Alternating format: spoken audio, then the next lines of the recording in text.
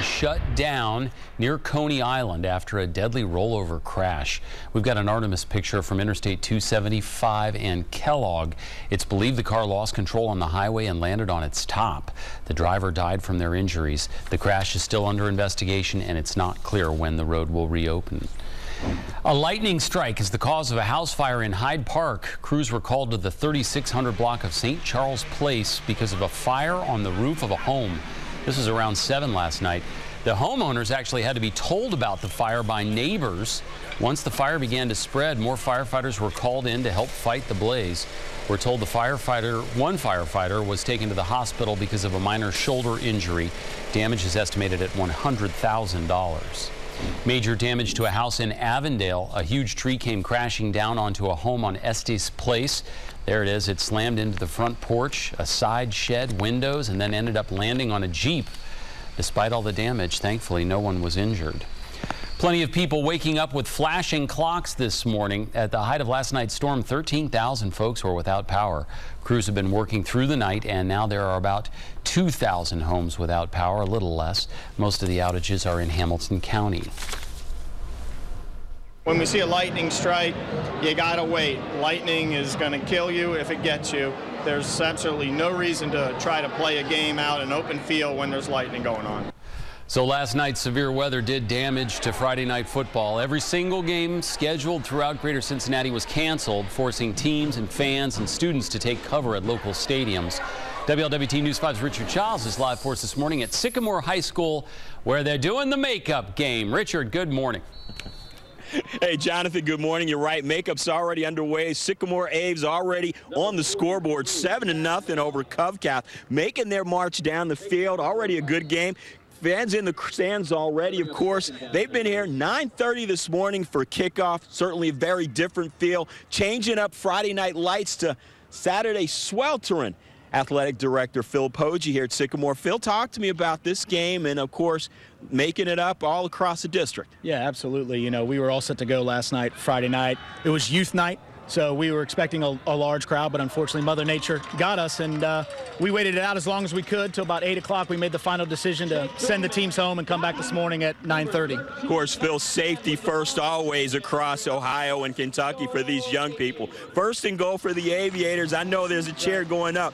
You guys will normally seat what? You make about $8,000 to $10,000 per game, and that all goes towards what? School sources and funding for athletics? Yeah, absolutely. We average between $8,000 to $10,000 in gate revenue every Friday night, and that directly goes to our athletic department budget. So, you know, last night's game is obviously going to have a little bit of effect on our bottom line. We're going to have to reassess. For us this year, the nice thing is we have 6 home games outside of the normal 5, so we've got 1 extra. So we'll just have to see how this all shakes out, and there are our Aviators punching one in. You talk about shaking out. That's right. The Aviators punching one in, 13-0 over Catholic. Certainly an exciting way to start off this football Saturday. Jonathan? It's tough to interview the athletic director when there's a game going on and his team is scoring for sure. Thanks, Richard. Some of the other big games happening now include Xavier at Coleraine, Elder at Lakota West, and in Northern Kentucky, Simon Kenton at Connor. You can find a complete list scrolling at the bottom of the screen. And don't let the weather catch you off guard during your Labor Day. You can download the WLWT weather app to get an update on the forecast and the latest weather alerts sent directly to your phone. Well, few fireworks shows are bigger than Riverfest, the brainchild of rock and roll station WEBN. Making Riverfest happen every year is no small feat, says that man, Justin Tabbas.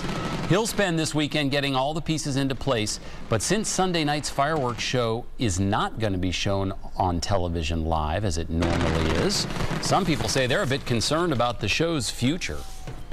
The city wants it to happen, everybody wants it to happen, and we're here to make it happen. We've evolved the event in so many ways to build more live entertainment elements into the event. And so we've done a lot of that this year. We look to build more live entertainment elements into it next year, and we want to make this a full-day festival.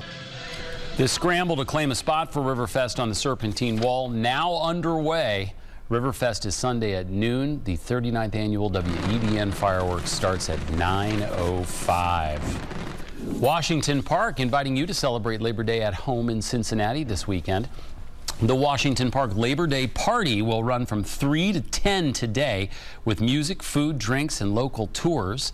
See Cincinnati will highlight everything the Queen City has to offer, from history and important landmarks to local food and breweries.